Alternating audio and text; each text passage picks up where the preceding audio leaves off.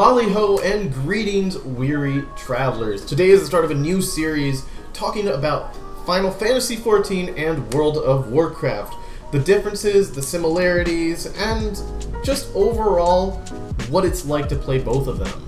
Now, I have been playing World of Warcraft since the Burning Crusade and have been doing a lot of high-end content since probably Cataclysm, more accurately. I was kind of a noob in Wrath still, so I can't consider that. But I have been playing WoW regularly for a very long time. And with Final Fantasy XIV, I am more of a noob. I have been playing it since the beginning of Shadowbringers, as my friend told me to get into it, and I recently hit max within the past few months. So I've been playing that game a lot. As I've finished most of my goals in WoW currently, and I have more goals to finish in Final Fantasy XIV, I've been switching between the two, but it's very interesting to me that the communities of each seem to hate each other, and I think that these are two communities that have way more in common than they think, and they could get along a lot better.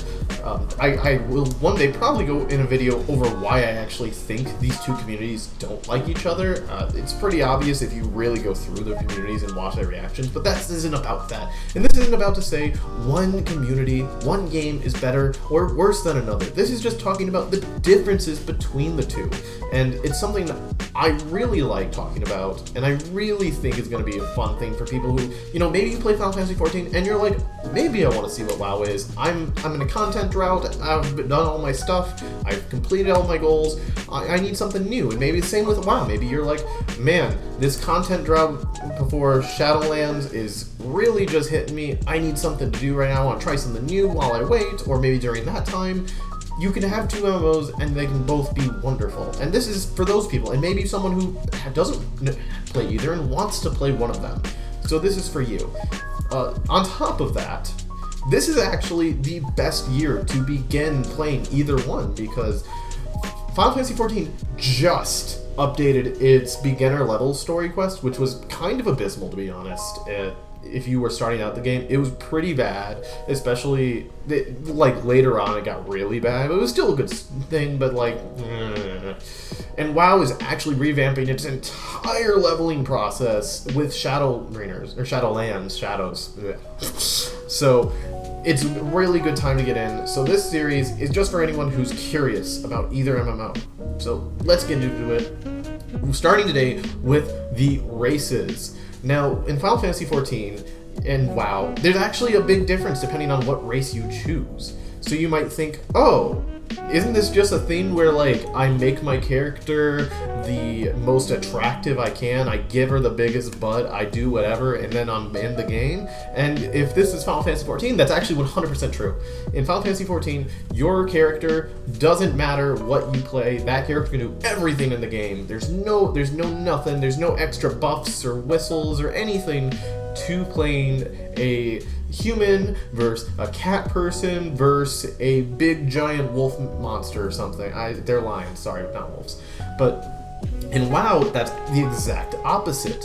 Where in World of Warcraft, your race that you choose has a ton of differences between playing that race and another race, because that one race can only be certain classes in the game, and on top of that, that race also gets a bunch of buffs. Sorry, I meant to be like this was a thing.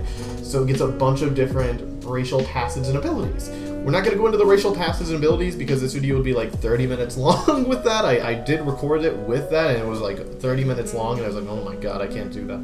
So we're going to go today and just go over the basics of everything. Starting with Final Fantasy XIV, because it's way easier, so let's just jump right into it.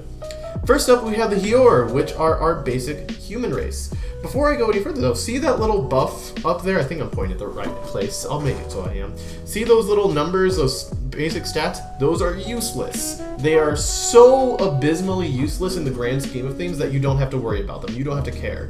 By the time you're max level, those will equate to a 0.001% increase in a certain job's ability to do one spell. It won't matter at all, so don't even worry about that. You also get to set up your character's birthday and their goddess/guardian. Those also don't matter. They're just fluff. So here are your basic bitch human race, and they come in 2 sub-races. The Midlander, which is your shorter, average-looking, basic fantasy dude. You know, this is the guy who goes to his sale job at IKEA with his iced coffee, and, you know, he really wishes he followed his art dreams, but he never did. He never did. And then you have the Highlander, who is way more Viking-like, and you know what? He does follow his dreams while still being practical. He has a temp job at a nice, fancy agency, and at night he plays in a punk rock band. He's living his best life.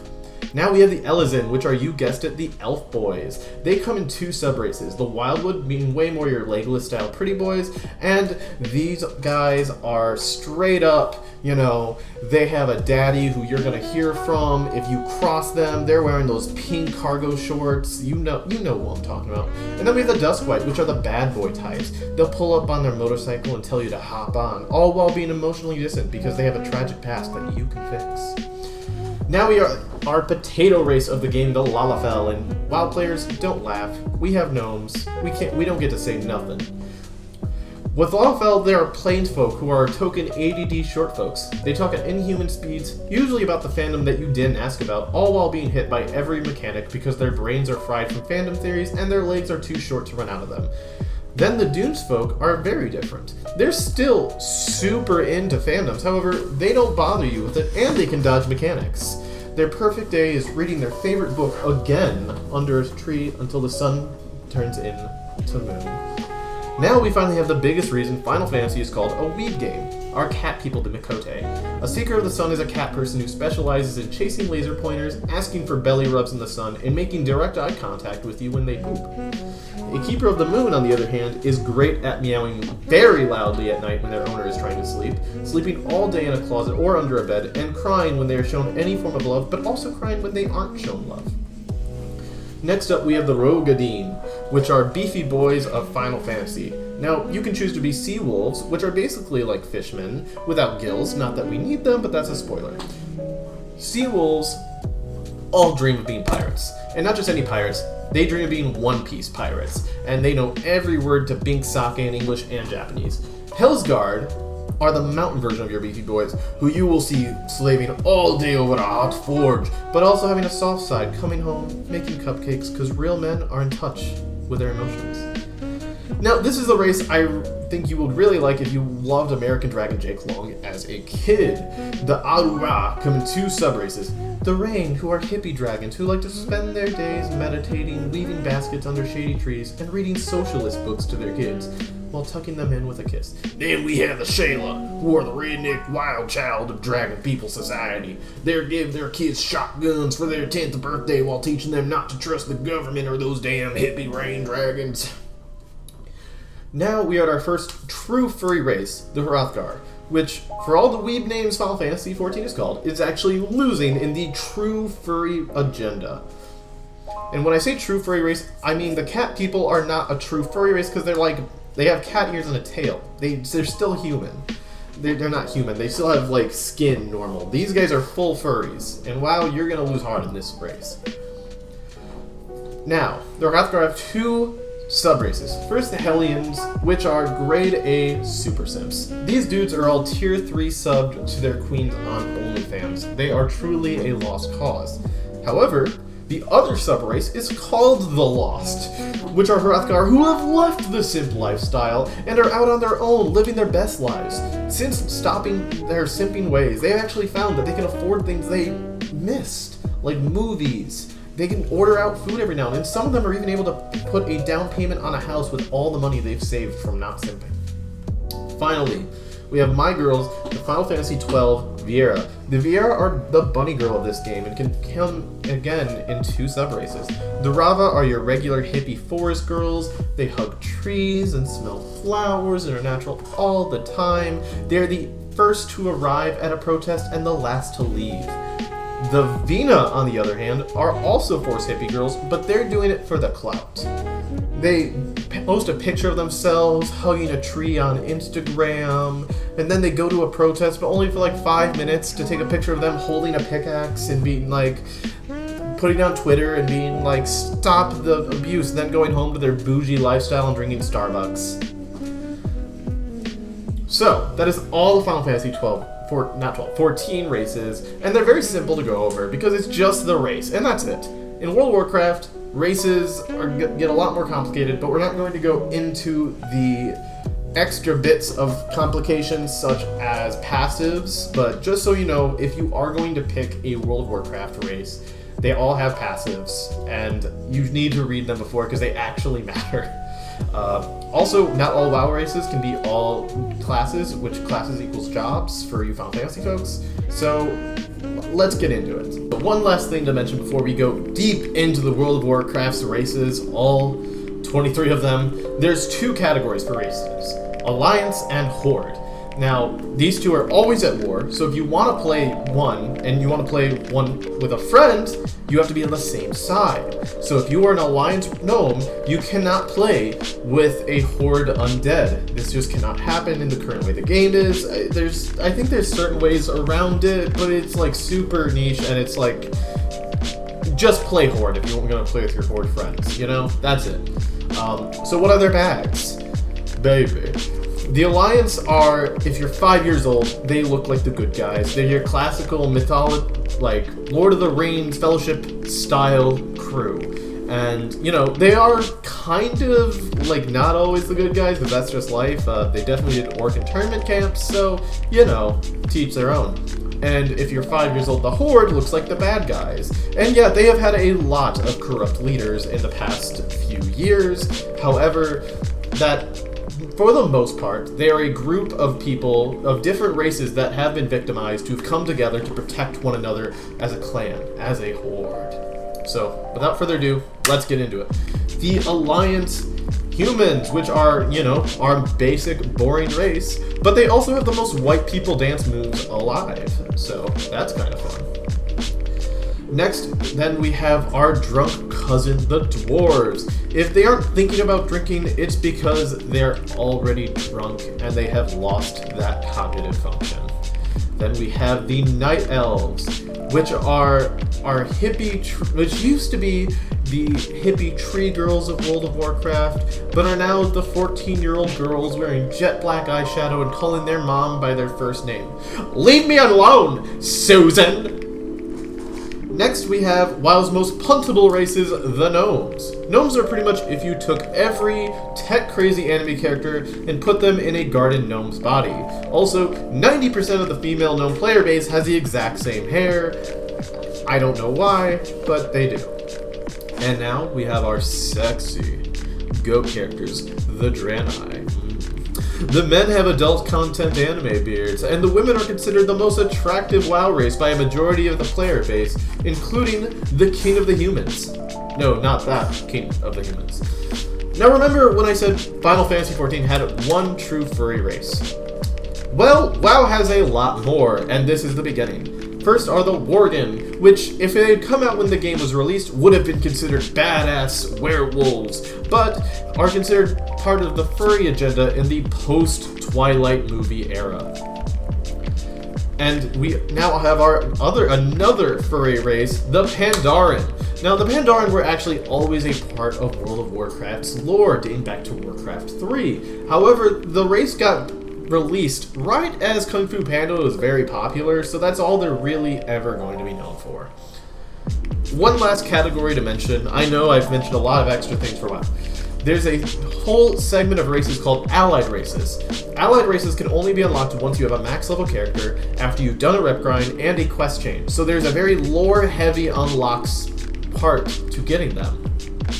The first allied race we're going to talk about for the Alliance is the Void Elves, which are the Scene Girls as a race, if you remember early 2000 Scene Girls. Now, unlike the Night Elves, the Scene Girls love their moms, and their moms take them to raves, and they're just there having a good time, and they have great relationships with everyone around them, unlike that sad emo girl that is the Night Elves nowadays. Then we have the Lightforged Draenei, which are... They're Draenei, but they're in a cult, and their cult is super into the light. They worship the light, they love the light is everything to them, and they're all 100% doms without a safe word. And then we have our Dark Iron Dwarves, which these guys used to be bad guys, actually, but now they are good. They were in a cult, but they have left their cult and rejoined society. You're going to notice a lot of cults going forward, to be honest. Culteers are up next, and they're basically WoW's pirate people. These folks, unlike the Final Fantasy XIV WoW folks, are instead huge Pirates of the Caribbean fans. They love Jack Sparrow, everything about them, they just want to be Jack Sparrow. They also drink like the dwarves, and one of WoW's best waifus is a Culterian who looks nothing like the rest of her people. And our final alliance race are the Mecha Gnomes. Mecha Gnomes is what would happen if you wanted to min-max your body with science. However, these guys aren't even the min-maxers of their society. These are the casual min-maxers of Gnome Society, and honestly, I don't know why anyone plays them. And with that, we are through the alliance section of this video. Now let's get on to the horde. First up, we have our dummy thick dumb boys, the orcs. Now, you might not say, hey, not all orcs are dumb, and bring up someone like Gul'dan, but Gul'dan got killed by us twice for the same thing. It takes a real dummy to come back to life, find out how you died, or come into our reality, find out how our reality version of you died, and do the same thing and die again. That's pretty dumb. Then we have the undead, which were the super simp army, who as a whole, not everyone, but like 90% of the undead loved Sylvanas more than anything, till they found out she had a boyfriend and thought they were just simps. Now they're just edgy zombies deciding who they're gonna simp next. Number 3 on the horde side and number 3 on the furry agenda chart is the Tauren. Now I might hear you say, hey, whoa, the Tauren aren't furry, but look at them. They're definitely part of the furry agenda. There are only 2 people who play a Tauren. You're either a super peace-loving, hippie, big beard mountain man, or you are a Giga Chad. There is no in between. Next up is the voodoo folk themselves, the trolls. People who play trolls are more likely to smoke weed and also believe the earth is flat, which, if you've ever watched All Gases, No Breaks videos, actually also makes them very likely to be SoundCloud rappers. Say hello to the pretty boys of the horde, the Blood Elves. If you love being vain, if you love feeling better than other people, if you might have a secret addiction, this race is for you. Blood Elves get off on being prettier than everybody else in between doing bumps of magic. Next up is Goblins. Have you ever wanted to play a mega capitalist Wolf of Wall Street style character? Is greed good? Then Goblins are here for you. They also have the only voice I can mimic well without sounding kinda racist. Time is money, friend. Now, on to the allied races of the horde, starting with the Nightborn. These guys are just the Blood Elves, but their addiction problem is more of a rich person addiction problem. Think of like someone who does designer drug mana. That's the Nightborn. Still get off on being pretty, but they only go for the good stuff. Furry number 4 is the High Mountain Tauren, which are neither hippie or Giga Chad, but instead played mainly by people who go on a lot of hikes. These guys are wilderness experts, and their dreams are all being park rangers one day. Now we have the Mag'har Orcs. The Mag'har were in a cult, who then became not a cult, and the people that their cult killed became a cult, who tried to kill them if they didn't join their cult. Lot of cult. Being ex-cult members on the run from cults makes Mag'hars love freedom, and they truly just wish to live their best lives to the fullest. Now we've got the Zandalari Troll, who looks like a Giga Chad. You look at this guy like, oh, that's a fucking douche, right? But they're actually the super supportive gym bros you've always wanted. These are the ones who they see you struggling or wandering aimlessly at a gym, and they go over and they extend a helping hand. They're the ones who really give you the confidence you need to be the best you in every single day, in every single way. Finally, we have the ultimate furry, bringing the counter for WoW for 5 to Final Fantasy XIV's one, the Vulpera. You know, with the other furry races, you can play them, and you're not a furry. That's fine. You just play a race that happens to be furry. You can main a Worgen, a Tauren, a Hrothgar. Not a furry. Vulpera is different. If you abandon Vulpera, you are a proud furry, and you go to cons 4 times a year. You have furry friends. You share adult furry content furry content on Twitter on your main account. I know you want to deny it, but you know it's true. So that is it for all of WoW and Final Fantasy XIV's races. Now, just remember that WoW's races actually have a little bit more to deal with when you create a character, such as, once again, all the WoW races cannot be all of the classes. So if you want to be a druid, you cannot be a human and stuff like that. And on top of that, each race has passive abilities that also have some active abilities that come with them that, you know, they give a lot of perks, and on some of them they even make it a better caster class or a melee class or something like that. Such as the orcs, their pets deal more damage, so that makes them really, it's like not much, but it's just a little bit better being hunters, because hunters use pets, and warlocks as well. So my question to you guys is, which would you prefer? If you could change either game, or if you were just jumping in, do you want to be able to be a gnome demon hunter and you have no passives whatsoever, you can just do whatever you want? Or if you're in Final Fantasy, would you like the ability to be a Hrothgar Dragoon, and because you're a Hrothgar, you can jump a little bit higher apparently, lore-wise, and it's like, oh, so now your jumps all deal like 5% more damage, something like that. Which would you prefer, really? Let me know in the comments below. Next up for the videos, I'm probably going to be doing just random videos in between this video and the next, because I have some ideas I want to do. Mainly what classes I, as someone who's played a lot of other Final Fantasy games, want in Final Fantasy, and stuff like that. But for my next video for this series, I'm probably going to be doing the tanks, specifically a comparison between Final Fantasy tanks and WoW's tanks. So I'm not gonna go like, here's all of the jobs in class. That would just be, it'd be way too long video. We would be here for like 3 hours. So we're gonna break it down step by step with tanks, and then healers, and then melee DPS, which to you Final Fantasy people seems like, oh, there's only 4. For WoW, there's gonna be, since we'll do specs, there'll be like probably 20 or something. So we'll have to breeze through those really fast, and then so on. So once again, thank you so much for watching. I love you all very much. And I'll talk to you again soon. Bye-bye.